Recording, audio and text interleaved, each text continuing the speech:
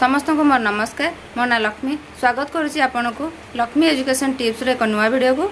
पूर्वतट रेलपथर खोर्धा रोड स्थित mixed higher secondary school रू आसीची चुक्ति भित्तिक शिक्षक पदवी। एही पोस्ट रो सिलेक्शन वॉकिंग इन इंटरव्यू द्वारा हबो। स्क्रीन रे आपण वैकेंसी लिस्ट सह केउ पदवी पई क्वालिफिकेशन रहउची ता मेंशन करा जायछि, जहा आपण देखि पारुथिबे। ए सब पोस्ट पई सैलरी रहबो 18000 रु 27500 टंका। ए पोस्ट को अप्लाई करिवार लास्ट डेट होउची 18 जून 2024।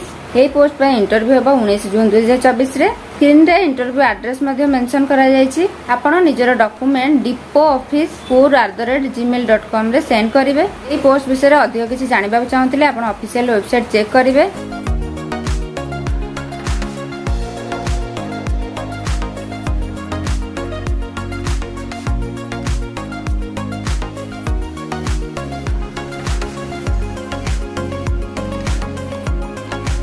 आपणकर बहुमूल्य समय दे वीडियो टी शेष पर्यंत देखिथिबारु आपण मानको धन्यवाद। एहीपरि जॉब रिलेटेड वीडियो देखिବାକୁ चाहतिले वीडियो को लाइक करबा सहित मो चैनल लक्ष्मी एजुकेशन टिप्स को सब्सक्राइब एंड फॉलो निश्चित करंतु।